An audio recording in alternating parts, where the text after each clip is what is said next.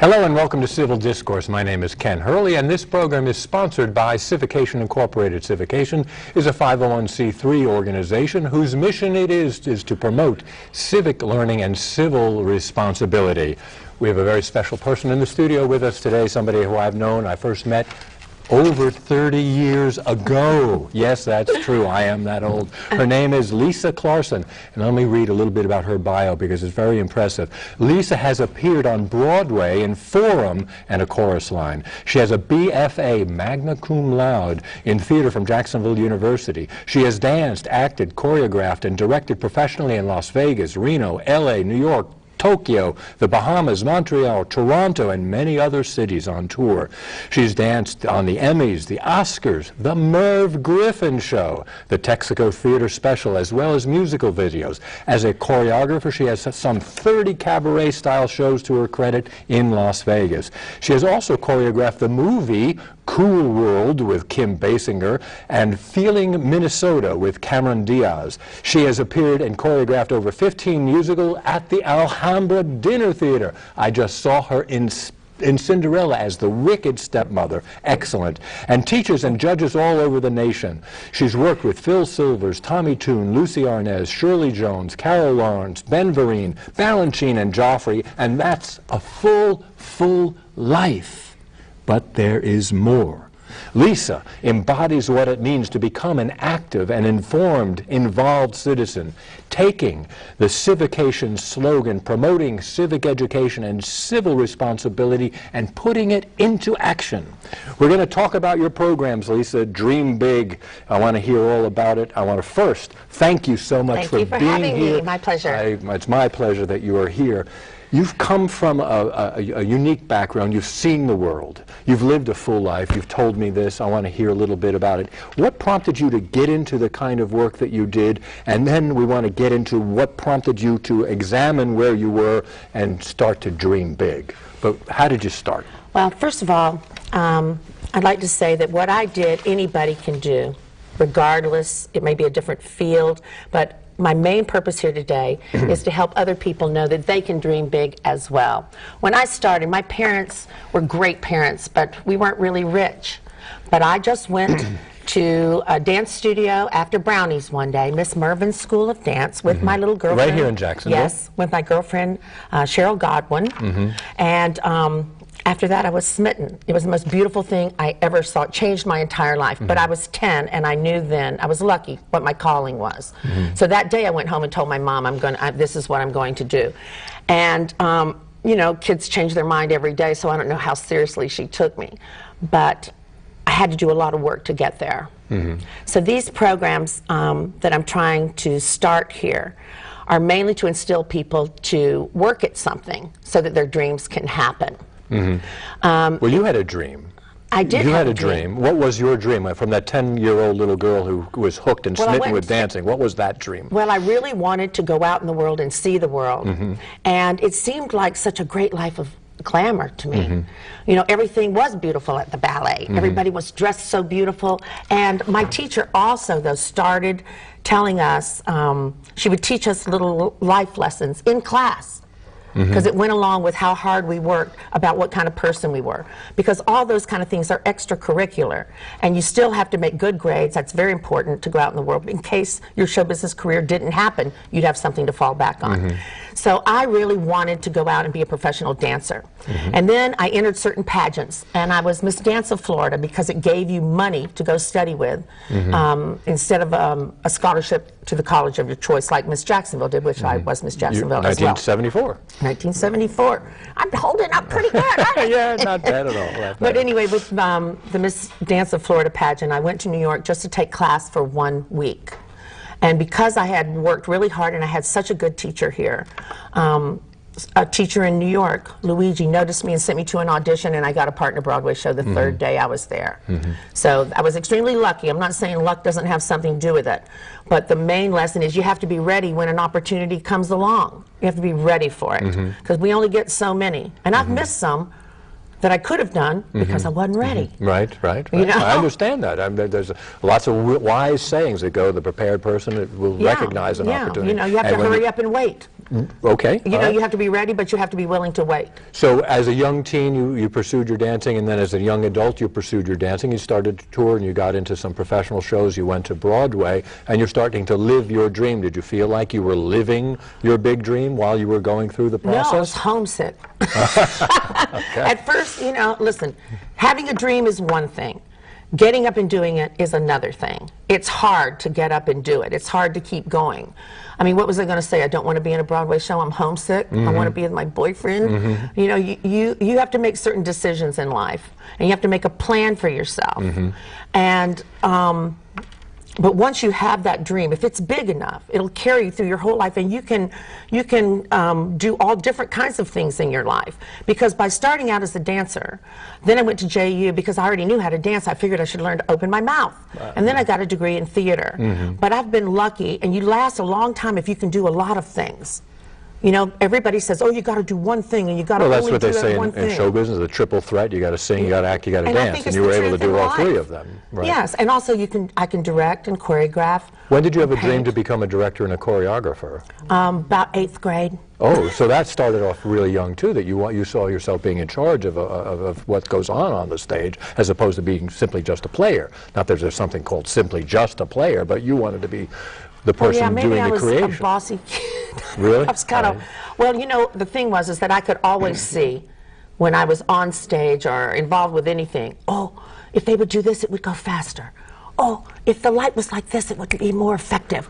I could just had that kind of a feeling of making things come together. And you created people. over 30 shows, right? Yes, and put them in Vegas Las and all Vegas. over and all over the country. Lounges and showrooms and Big your showrooms as creations. well. Yeah, it's fun to make something up from scratch. I would find the music, audition the people, choreograph the numbers, do the voiceovers, design the sets, design the costumes, go see the producer of the hotel, have a plan, budget it. All part of your dream big? All part of your personal quest and your personal path that you took? Yes, because when you're a performer, you can only control this much of the process. The process where you go into audition is like maybe 2 minutes if you're lucky. And then the rest of the process you don't really have any control over. And even though I love that part, I really like to direct and inspire other people to give their best. Because you know, if you're a really good director or a leader in any way, it isn't bossing other people around that you're doing. I think it's like helping people reach their potential and helping them organize themselves, and so that you can get the best out of them. So you've lived a fulfilled life. You feel fulfilled? I did what I wanted to do, and a lot of people can't say that. Is there a danger in not living a fulfilled life, the unexamined life? To me, personally, I think that would be the saddest thing in the world. To live an unfulfilled, unexamined life is sad? Why so? You know, do you think there's a lot of people that do that, and why is that sad? Oh, I think there are a lot of people that do that. I mean, in some ways you look at a hive and you might say, well, we have to have worker bees. But we control a lot more of our destiny than we think we do. Unfortunately, you usually find that out when you're grown up, or you know, sooner than earlier. I mean, later than earlier. You think people place self-imposed obstacles? Absolutely, absolutely, and especially what floors me today is that there is more information available to all people at their fingertips, and yet it seems to me in some ways that they bury themselves in a whole bunch of problems that keep them from reaching their dreams. When you and I were kids, we didn't have cell phones, we didn't have, you know, we didn't have cable, we didn't have, like when I went to New York and went on the road with a chorus line, we went on the road. You know, it was like going to war with some people. We didn't see anybody or talk to anybody for a long, long time. But now there's information at their fingertips. And yet they still make unbelievable mistakes that I thought would be long past by now. And you want to take an active role in trying to change and motivate individuals to get beyond their own lethargy, would you say, their own laziness? And not only that, it's not Would you say laziness is a problem? I would say laziness is the problem. Is the problem. Yes, because see, you must strive for excellence. I was raised this way. It doesn't matter how excellent you know, that you can achieve, but you want to just try to go as far as you can as a person and do everything you can with integrity and the best you can. Because as a person, you are only your word. You are only how you treat others. I mean, I was lucky to be able to be in the arts, which is what my dream was. But everybody has a dream. And if you don't stand in your own way, every dream is achievable. And with these programs that I have, I think that I could go out and help people reach their dreams, find ways to go about it. And there's some social issues that I really would like to address. Well, let's talk about them. Some of the social issues that you want to address involve reproductive freedom. Is that correct? That's true. And when I came home, I did have my first so-called regular job, where I was a sex educator, a community health educator, they call it, and where I gave programs about HIV, other reproductive issues, birth control, what have you. And I was surprised to see that in this day and age, I thought this would be long over by now, and that this by now, issue, you mean compared to where you were when you were coming through, when we were kids in the 70s and 80s. Right, because birth control has been available, readily available, since the 60s. And even at that time, I don't think I ever saw people having all these children without planning them, ever. And with so much birth control readily available, I'm shocked at that, because I'm not saying that they don't love their children once they're here, but it just seems like to me that we've had birth control since the 60s. The smart people used it. The people that weren't thinking didn't. Now we have 2 generations in of people that weren't really thinking. And so it's not, so that we have people now that are uneducated, born into poverty, don't understand commitment, don't feel wanted, loved, don't even know some of their parents. And then I see them like 5 kids in the back seat while the mom's on the cell phone. Right. And it just breaks my heart. It breaks my heart because, you know, I have such respect for life and for children. And I'm not telling anybody how to live their life. You have to live your life the best that you can. But I just don't really think that's the best you can, because it limits your possibilities when you have a child before you're ready or you're educated. And if you're not educated, how can you educate them? Exactly. How can you educate them? Choosing to have a child and planning to have a child is a very important part of life, and a lot of people are in a position to do that, but too many people aren't and don't do that, and they find themselves having children out of wedlock, having children because they just met somebody at a party or whatever it was. Yes, and that's really unacceptable to me.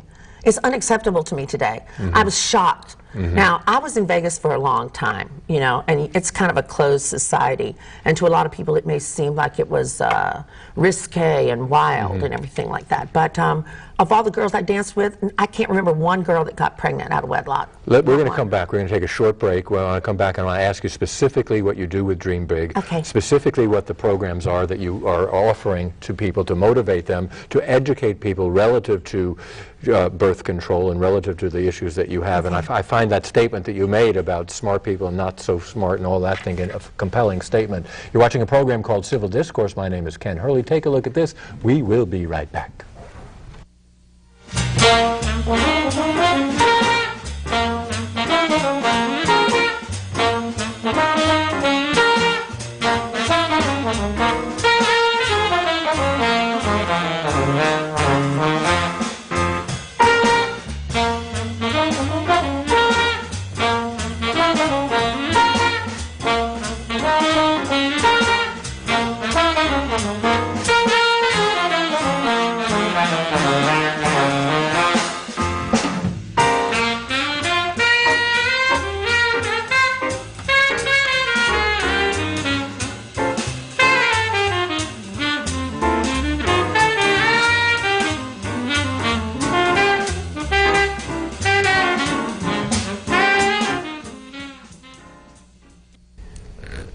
Welcome back to Civil Discourse. My name is still Ken Hurley, and you're watching a program sponsored by Civication Incorporated. You can check us out on the web, the World Wide Web, at civication.org. There's a lot of good information there. We're talking with Lisa Clarson. Lisa is a Jacksonville native who's gone off and seen the world and has all sorts of fascinating stories about her tales and from show business. And she's back in Jacksonville, has been here about 10 years, works at the Alhambra. At the Alhambra Dinner Theater. You just got through doing Cinderella. You can go see here in The Wedding Singer in a few weeks. She's going to play the rapping granny. It's always entertaining out the Alhambra. I've enjoyed my time there very much. But Lisa is doing something that's very, very important. She's taking her life view and she's trying to transfer that into action. She's trying to make a difference. She's trying to affect positive public policy change by reaching out to individuals with the programs called Dream Big. I love the title, Dream Big. Let's talk specifics about Dream Big. It's not just one program. You have several programs in which you hope to motivate people to get beyond what we termed earlier their lethargy or maybe their laziness, to take a dream and to turn it into action. You said earlier it's easy to dream. How do you turn your dreams into actions? How do you answer that? Well, first of all, you have to allow yourself to dream, and you have to know that anything is possible. I mean, all the great things, all you have to do is look around you. Everything that we're looking at today, even you and I being here, somebody thought of it, dreamed it up, and invented it, and did it. Everything around us. There's and there's nothing in this world you can't do if you can only dream it. First, you have to imagine it. Now, you have to have time to imagine it. You have to have education to imagine it, to fulfill your dream. Not to imagine it, but to fulfill it. So what I think about Dream Big is that I can go out to different groups of people. I like to reach high-risk kids and their parents, businesses, churches, social events, and I have about 6 programs that are ready to go now. And I used to do this for the organization that I worked for. I went out and gave programs all over the city. And so it's always been very easy for me to talk to people, and I have the strength of my convictions, and I'm open to other points of view. If you can convince me that something I believe in is wrong, I'm open to listen to it. But I've done a lot of thinking about this, and I really believe in what I believe in. And the programs so far that I'm interested in doing are the dangers of living an unfulfilled life, meaning that time can pass you by before you even have done anything for other people or for yourself. Life is what happens to us while we're busy making other plans? Exactly, Right. exactly. And how you living an unfulfilled life actually pulls all of society down, because everything is a ripple effect. What you do, We're all connected. We're all connected. The second program is how to be a person of conviction, what that means, and how in the dictionary is the third definition, conviction, about changing someone's mind or standing up for what you believe in. And the first definition has to do with convicting somebody to go to jail. And that's terrible. So how you can take that and turn it around to take convict out of conviction. And the third program is tolerance or passivity. You can be tolerant of things and say, oh, that doesn't bother me, and that doesn't have anything to do with me. And it sounds cold because it is cold. You can be so tolerant that you're passive, and therefore you never make any change. I mean, people need somebody to... You don't engage. If you're passive, don't engage. If you're passive, you're not going to No, be and you have that to have, involved. if you Is that what believe you're in saying? something, we all stand up for it, and then that's how change is made, one person at a time. And the other one is, where did the cool people of the 60s, 70s, and 80s go? Well, I like that one of program. them's sitting right here. But it does, yeah, I'm cool. I think I'm cool. I try to be cool. And that's, you know, has a lot of stories in it too about our, you know, my life and everything like that. But it does seem that we might be a little further evolved if everybody that was open-minded and went through all this social change that we did in the 60s, 70s, and 80s. And then I come down here and I see these billboards when I came home, like abstinence. And I don't know what. I mean, to tell you the truth, I thought maybe it was some kind of joke, and the next billboard was going to say something else, and the next, and like that. I mean, I'm like, what are we doing?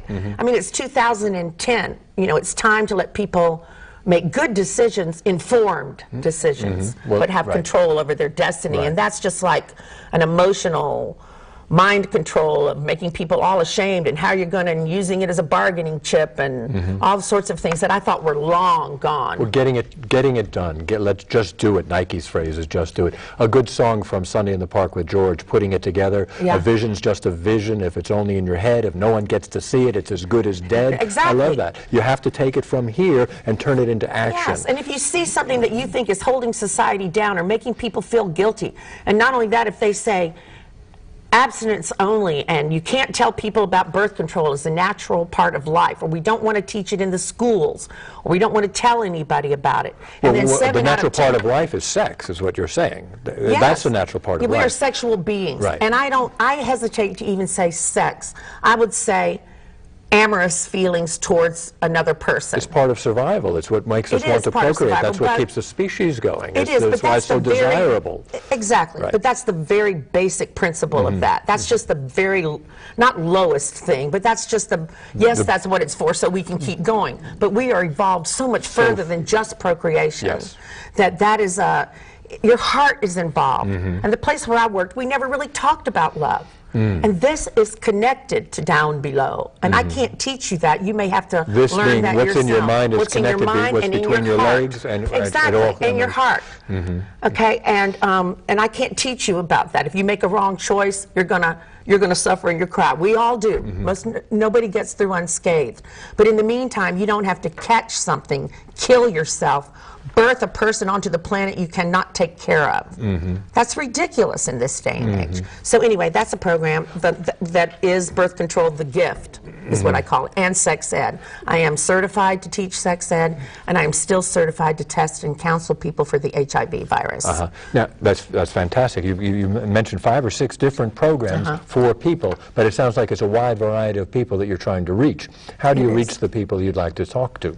Well, you can contact me at lisadirects.com, at gmail.com. It's an email address. lisadirects.com at gmail.com. Right. Okay. Okay, and I And that's on the screen somewhere. There It's on you the go, screen right somewhere. there. Okay. Yes, and I'd be glad to come out and give any of these programs to your group. Is there a adults. cost associated to this? There's a nominal cost just for preparing the program and bringing materials out so that you have something to take home with you and to really think about. I do this for businesses, for churches, for small groups of any kind.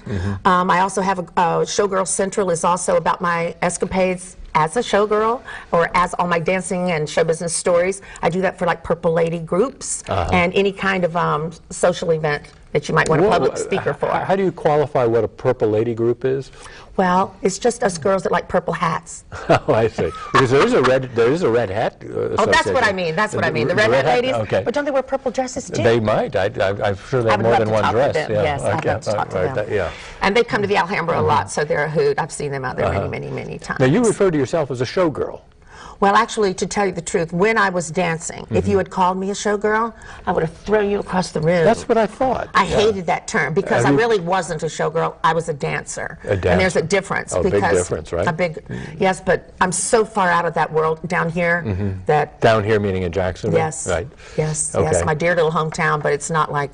So being called a place. showgirl now, is that something that is pejorative in your sense, in your mind, or is that okay now? Well, or? I think I just think it would be, I think it gets interest into all the stories that I have to tell because all the things that I've lived through, they also have a moral to the story because these aren't just wild little stories. I mean, your mama was right. Everything she told you. She was right? Yeah, she was right. Whatever she told you. We don't know our parents are right until we're much older, right?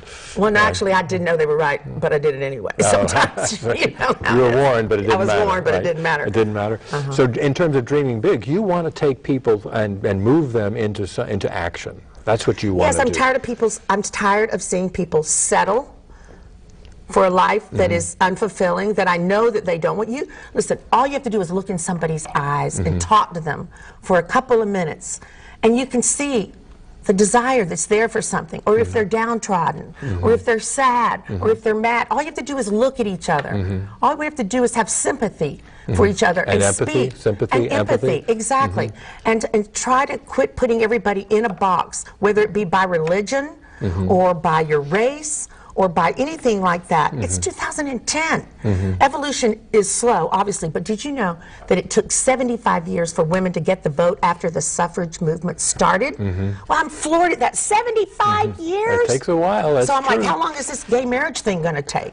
You know, I mean, it's a non-issue. It's going to pass. From just your perspective, it's a non-issue, right? for all people's perspective. I'm well, sure I that believe they said- eventually it's going to happen Absolutely. too, but it's a fairly new interest in issue in terms of when it's, in 1973, in terms terms of gay rights. That was still listed on the American Medical Association's list of mental disorders to be a homosexual in 1973. Oh, Lordy, We've come a long way in the past 30 years. Yes, but it's 30 years. It's 30 and the pill's been out right. since 1960. What we accept or reject as truth determines the speed at which our civilization evolves. You know who said Yes. that? No. I did just now. That was good. That was good, because evolution's kind of going slow for me, but I'll just keep on fighting the good fight. That's all we can do. Oh, cool. You know. So you're looking, I think you want to speak to corporations, you want to speak to clubs, you want to speak to church groups. I don't limit myself, and also my world experience is so big, you can contact me, and if there's a particular program that you need, I can tailor make it to your needs.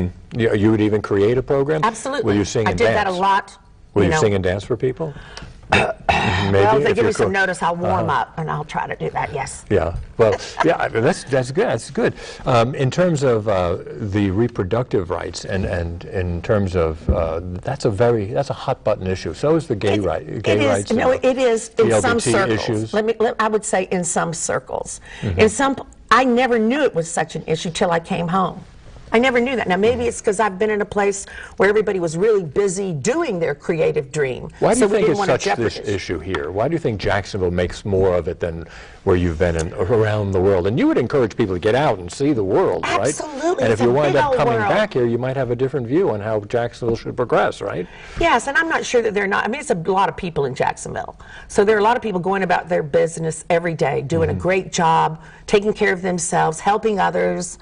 Using birth control, being tolerant of other people and all religions and races and what have you. I'm sure there's a big population. Sometimes I think the people that are contrary bark loud, so it makes them feel good to get up there and shake it up, you know.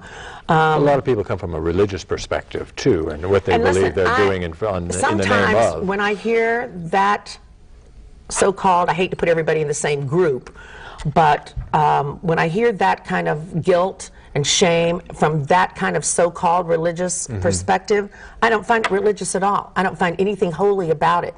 It doesn't make me feel like I'm in the bosom of the Lord at all. But I feel very close to God, and I try to live my life in a God-like fashion every day. But I don't think there is anything holy about that at all, about any hate. And besides, I do believe in the sayings and the beautiful books of the Bible, but men wrote them down.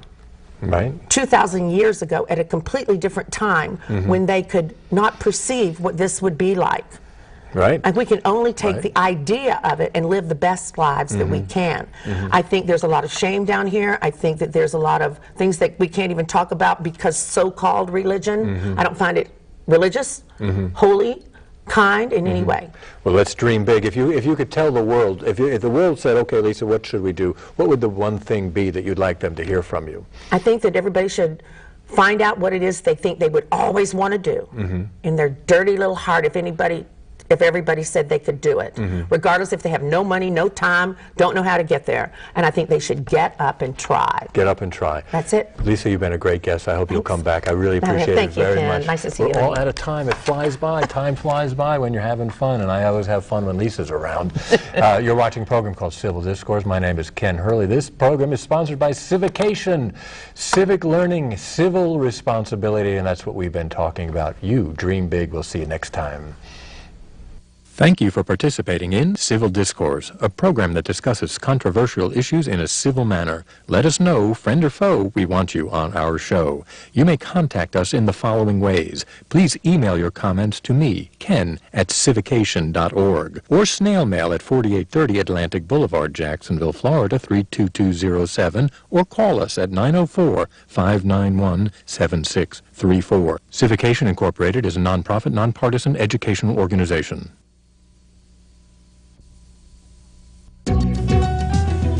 You're watching Local Access, Channel 29, exclusive